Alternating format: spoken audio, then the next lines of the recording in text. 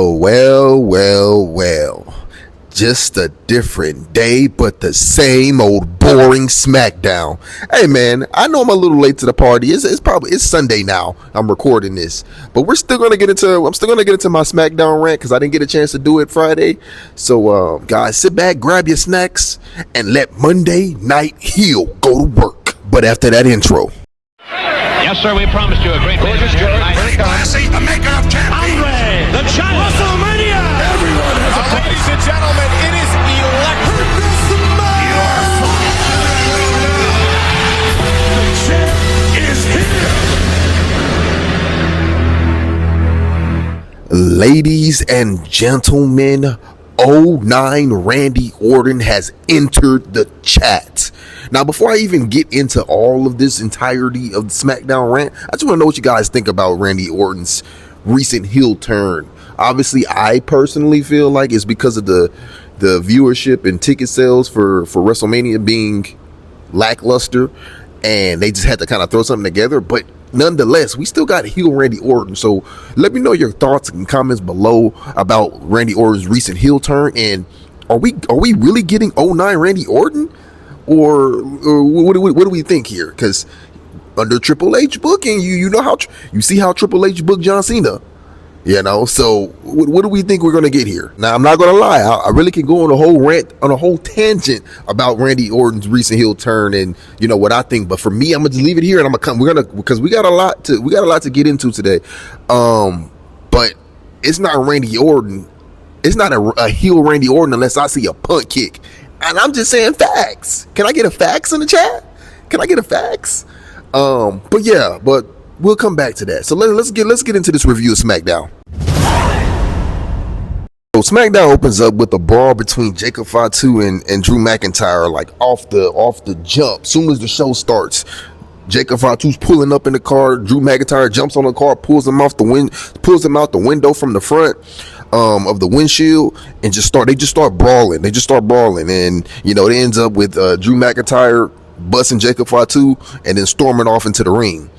Now as you can see, Jacob Fatu's bloody. He gets up, you know, he's unshaken. Even this man can get hit by a car, get up and start doing his emote. Like what is this? This is probably one of the better like starts of a SmackDown or of a wrestling of WWE show in general. Because you know they're normally coming in with their coffees, high-fiving each other, giving each other hugs, pointing at the camera, smiling.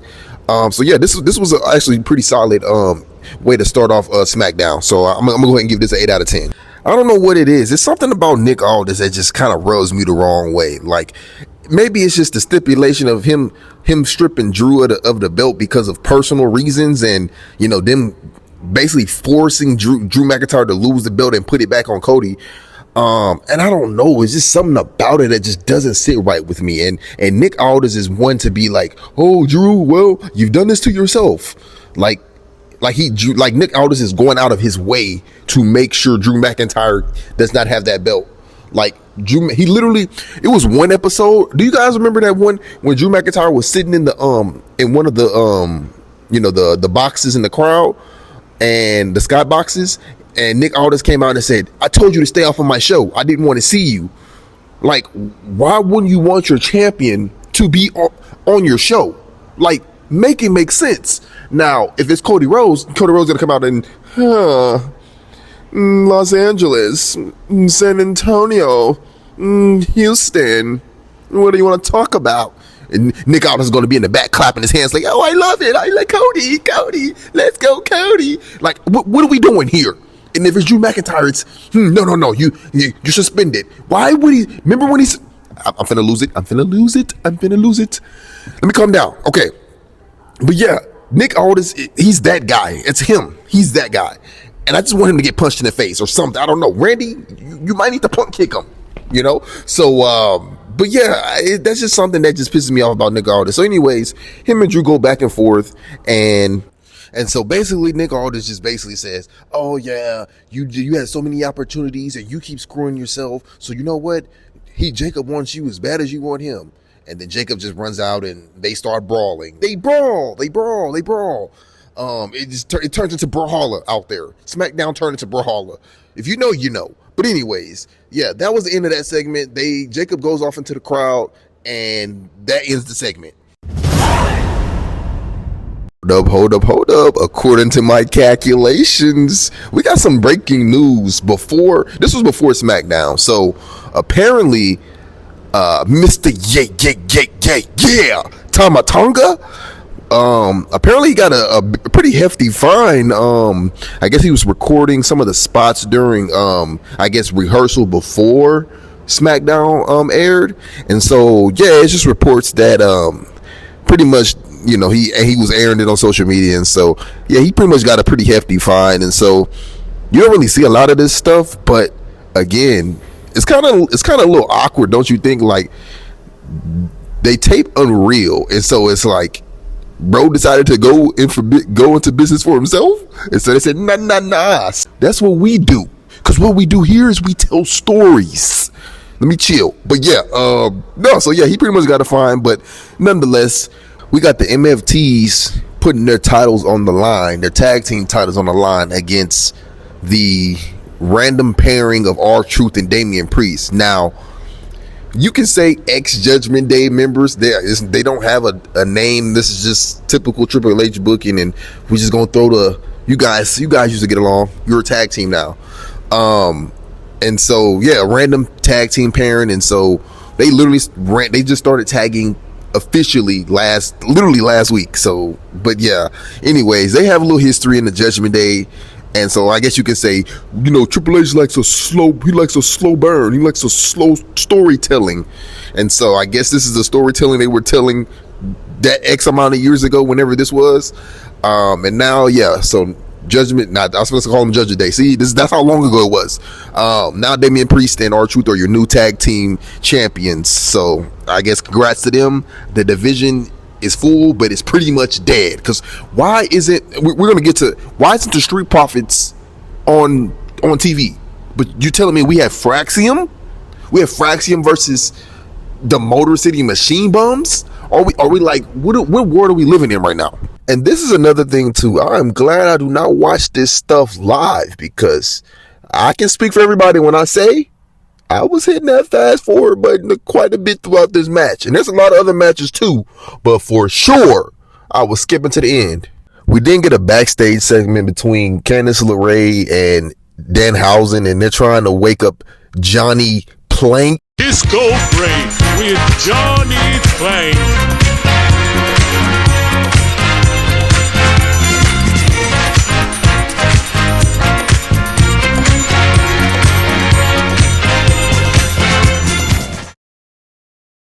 I mean, if nothing else, honestly, give this man, Johnny Gargano, at least some credit for staying in character the entire it doesn't matter where he's at. He's going to plank.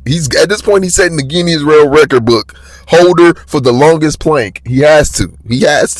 But, and so by the end of that, Motor City Machine Bums and, Fraction match, Candice LeRae came out and she caused an interference. So I guess she's helping out. I guess she wants a guy who actually does something. So it looks like she's helping out, the Motor City Machine Bums. And, yeah, Johnny, I would say go get your girl, but it seems like he's busy right now trying to break a record. So yeah, good luck. And so arguably one of the best things going right now on SmackDown in this horrible 3-hour show. Is it 3 hours? 2 or 3 hour show is Trick Williams. He's literally the best thing going for the show. Him and Sami Zayn have a little backstage segment, and basically Sami Zayn is, talking about how Cody and Randy, have this match because they earn it, because he looks up to them. And if he's going to want to be a champion one day, he's going to have to tap into the side and do things that he's never done before. The same old Sami Zayn stuff he's been doing all year long at this point, basically. So Trick Williams comes in and says, yeah, I see you got a little match with Alistair tonight. I guess I'll watch it. He says, and if you impress me, he said, I might give you a little pointers. And I don't know, it's pretty funny. They go back and forth. Trick Williams goes, or Sammy goes, yeah, you gonna give me some pointers? Trick goes, yeah. He says, yeah. Trick goes, yeah. He goes, yeah. He goes, yeah. It's hilarious. You got to go watch it. If you have a chance to go back and watch it, just actually watch that. That's actually hilarious. But he basically tells Sammy that he's gonna keep an eye out on his match if he has the time. And so, Sami Zayn ends up coming out next to fight against Aleister Black, which is just like a type of match. And yeah, as soon as before the bell rings, Trick Williams, he doesn't waste no time making his entrance, coming out to the ring and basically taking the attention away from the match between the two guys and making the match about him, and he's not even a part of the match. And that's just what Trick Williams do, because when he got them lemon pepper steppers on, ain't nobody safe. So Trick grabs one of the little water things from the commentators and throws it on Sammy. Sammy turns around and starts punching on Trick Williams, and then he finally gets into the ring at the count of like 8 or 9 and immediately gets a black mass by Aleister Black, and the match ends. So that's that segment right there. But otherwise, good little showing for Trick Williams once again. Always entertaining when he's on the screen. And this is kind of what things got downhill. If it already wasn't downhill, SmackDown already, outside of those 2 segments, maybe 3 segments, I'm gonna really say 2 segments, is still garbage. But this was such a down part of the show, and so you know what your boy had to do. I had to go find my blue button, and I had to spam it, because I could honestly care less. WWE always wants to bring in a celebrity. It's not nothing new, guys. You guys already know this. So, but yeah, your boy had to hit that skip button. So I didn't really give too much watch on this. So let's get into the part that we're here for. Randy Orton comes out to talk about his actions last week and what he did. And first of all, let's just say this. That shirt Randy has, I need it. That's a tough shirt. It's so simple. It's the same shirt, but it's a little bit of Randy. Do you see that little blood at the bottom? I'm like, Randy's the only one that can honestly get away with that. Yeah, like he's the only one that can get away with that and it not be like forced or corny. Like if a different wrestler, like if a Danhausen did it, it's just like, I don't know. Maybe Danhausen is an unserious character, so maybe, I don't know, but I wouldn't get no Danhausen merch. But I digress. But yeah, I mess with that, Randy. That's tough. It's very nice, very evil. Yes. So Mr. Randall Keith Orton, excuse me, he comes in and he cuts a promo, basically, just sitting in the chair talking about, he's literally said the same thing like 19 times. I'm sorry. Let me be respectful. 15 times. 14 times? He goes, I hear voices in my head. And they talk to me. They tell me to do bad things. Those bad things I'm going to do to Cody. And come WrestleMania, I need it. I need number 15 because he wants it. But what do? I need it. It's literally what he says. I'm actually convinced at this point that they're actually truly trying to sabotage Carmelo Hayes. Now, my last video I did the other day was basically talking about the United States Open Challenge and the Intercontinental Open Challenge apparently Pence is doing. But this is quickly about Melo. Why does WWE not care about storylines anymore? Isn't that what they do? We tell stories? Like, why is everything about title and contention, not about the build up to get to a title? The sacrifice, the fights, the underdog story, why is all of these stories just being completely erased? TKO, is there something we need to know, or something that we already know? Because not one of these stories are compelling going into WrestleMania. And if I'm wrong, please let me know right now which story, outside of the sudden Randy Orton chain heel turn, what story right now is compelling to you and why? We then get the Irresistible Forces putting up their titles against the Bellas. And this is something this is exactly a problem that I have with the booking. The Bellas literally came back together recently and competed against nobody. Literally been off the TV for like 2-3 weeks, and they come out and cut a promo saying, yeah, we have next for the titles. Why? Who did you beat? Like, are we just, in either in your workplace or in school, somebody that's been there for a long time just feels like they just have that privilege of just either cutting the line or just, doing whatever they want. This is what Triple H's booking is. You've been here for a while, so you don't have to compete. You're just gonna go. You're next up. For what? Who did they fight? if anybody has B-Fab and Meacham has the next contendership compared to them, they have zero stories. It's not compelling, and it's just straight garbage. So before the match, Charlexa comes in. They cut a little backstage segment with the Bellas, and basically Bellas are telling them that they're going to win this match tonight. And Charlexa comes and says, "Oh yeah, we're not going to interfere because we have respect. We have respect for the titles, so we're not going to come out and interfere in your match." And then they walk off. And you know me, I got to get my trusty blue button. So I pretty much skipped to the last couple of sequences of this match. Yeah, so I'm not gonna act like I skipped a lot of this. I did watch a little bit of it. Yeah, this match was clunky, and it was botchy. It was just pretty much botchy. So which typically is the formula for a lot of the, sadly to say, a lot of these women matches that's on SmackDown is just rushed, clunky, and botchy. And right before I kind of skipped a little bit too much, because guess what? Charlexa did interfere in this match. And so, I don't know. I guess they're setting up for this triple threat tag team match at WrestleMania, which honestly, what would have been more compelling is if they had it's been, I think it's 25, 26 years to the day since, the last ladder match where, it was Edge and Christian and the Dudleys and, the Hardys, like that epic ladder match. It's been 25 years since then.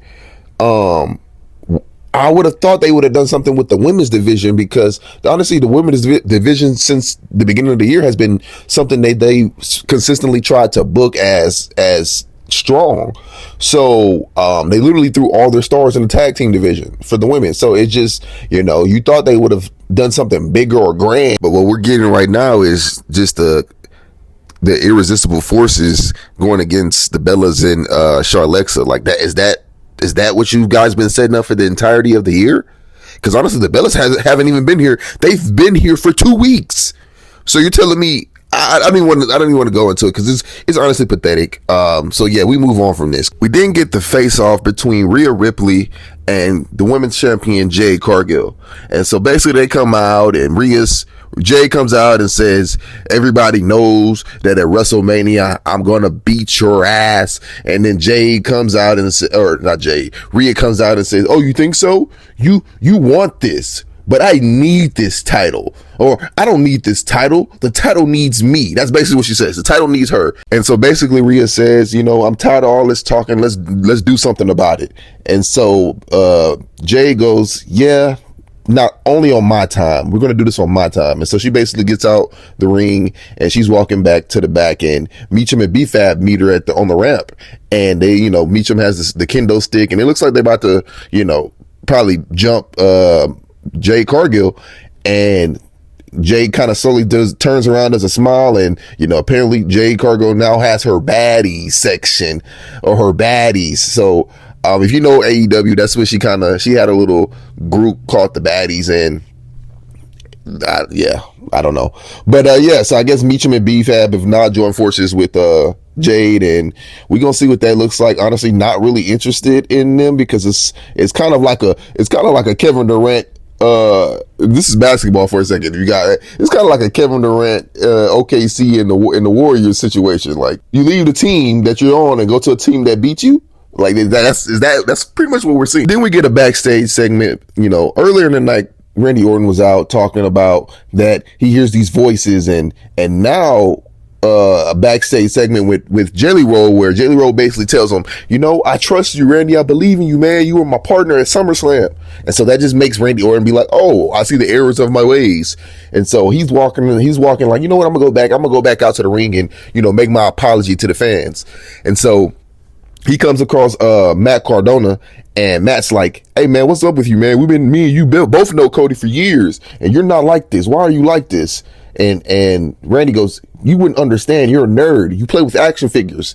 And, Randy said, you just wouldn't understand. And then he literally punches Matt Cardona in the face, and then says, you don't understand. And then walks off. So Randy's in the ring, and he's talking about, I want to just apologize to all the fans and to everybody. That's the same thing about Cody. Then he calls out Matt Cardona to the ring. He's like, I just want to formally apologize to you face to face, man to man. So Matt comes out, And, you know, you kind of start seeing a little bit of the signs. Like Randy kind of has that. He kind of has that twitch. He kind of has that itch a little bit. And so he gives Matt Cardona a hug. They dap up. You know, he raises his hand and, you know, dap up one more time. And Randy loses it. The voices start talking. That trumpet starts blowing. And Randy, he low blows him. And I'm thinking like, okay, he's setting up for the punt. You know, Randy just RKOs him. Security and everybody start coming out, trying to hold Randy back. And just like the sign says, ladies and gentlemen, 09 Randy Orton has entered the chat. Honestly, SmackDown should have ended with Randy Orton. But the last segment of the night, you get Jacob Fatu still fighting with Drew McIntyre through the entirety of SmackDown. They're up on this like balcony thing and they both knock each other off and they fall backwards and SmackDown ends. And so that's the end of SmackDown. I guess writing off Drew McIntyre. I guess he's going to go film his movie now. I don't know. They said this for 2 weeks, but yeah. So you guys let me know what's your thoughts on SmackDown.